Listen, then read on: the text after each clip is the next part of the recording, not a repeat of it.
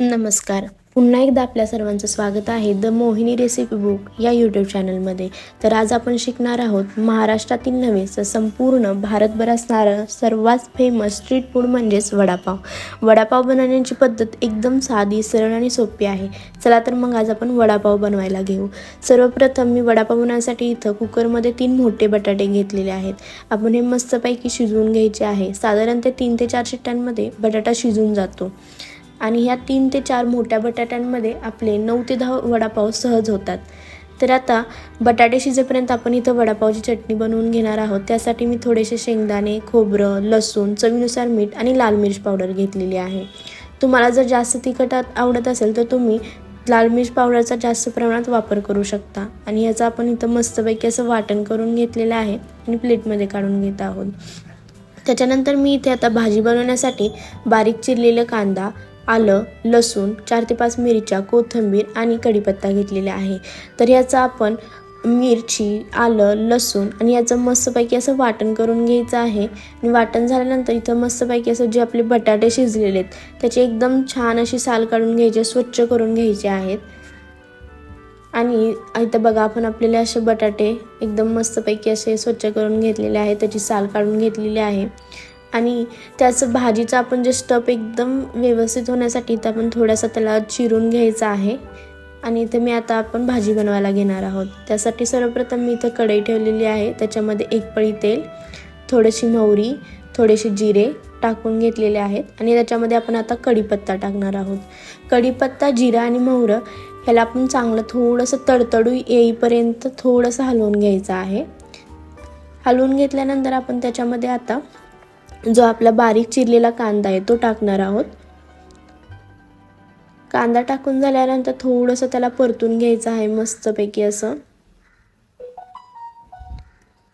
आणि कांदा परतून झाल्यावर थोडासा असा गुलाबीसर झाल्यानंतर त्याच्यामध्ये आपण जे वाटण केलेलं आहे मिरची, आलं आणि लसूण त्याचं वाटण टाकून घेणार आहोत आणि मस्तपैकी असं परतून घ्यायचं आहे. थोडंसं परतून झाल्यानंतर आपण त्याच्यामध्ये हळद टाकणार आहोत, चवीनुसार मीठ टाकणार आहोत आणि त्याला चांगलं परतून घ्यायचं आहे.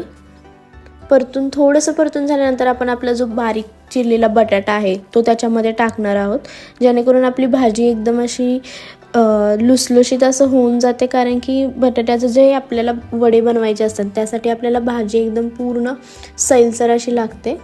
असं मस्त असं आपलं इथं भाजी तयार आहे जी वडापावची आहे. आणि ह्याच्यामध्ये आता त्याचं जे स्टफिंग आहे वडापाव बनवण्याचं जे आपण बेसन पीठ आहे ते बनवून घेणार आहोत.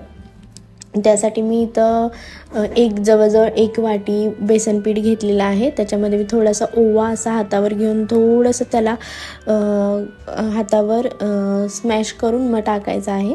त्याच्यानंतर मी थोडं ह्याच्यामध्ये हळद, मीठ टाकलेली आहे, बेकिंग सोडा टाकलेला आहे. सोडा हा जास्त प्रमाणात वापर करायचा नाही, कारण की जर आपण जास्त प्रमाणात वापर केला तर वडे तळताना जे तेल शोषून घेण्याचं प्रमाण जे असतं ते खूप जास्त प्रमाणात असतं. आणि मी इथं थोडीशी लाल मिर्च पावडर टाकलेली आहे. आणि ह्याच्यामध्ये पाणी ॲड करून आपलं असं मस्तपैकी बॅटर तयार करून घ्यायचं आहे.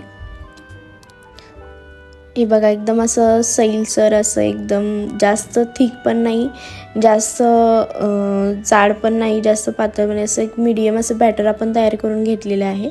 आणि आता आपण इथं तेल गरम करायला ठेवणार आहोत वडे तळण्यासाठी. तर मी आता कढई घेतलेली आहे आणि तेल टाकून घेतलेलं आहे. तेल गरम होईपर्यंत आपण आपले वडे तयार करून घ्यायचे आहेत. तर असं एक छोटासा गोळा घ्यायचा आहे, तो असं आपण हातावर असं थोडीशी चपटी वडी बनवायची आहे त्याची.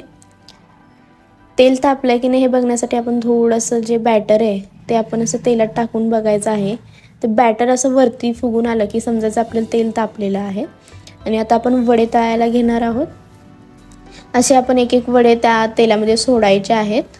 आणि जे वडे आहेत ते वडे तळताना आपण एकदम असं मीडियम आचेवर आपला गॅस ठेवायचा आहे, जेणेकरून आपले वडे एकदम मस्त असे तळले जातात. हे पहा आपले एकदम मस्त असे वडे तळलेले तयार झालेले आहेत. वडे तयार करून झाल्यानंतर सर्वात महत्त्वाची गोष्ट म्हणजे आपली मिरचीशिवाय वडापावला चवच येत नाही. तर आपण अशी मस्तपैकी मिरची देखील तळून घेतलेली आहे आणि त्याच्यावर थोडंसं मीठ टाकून घेणार आहोत.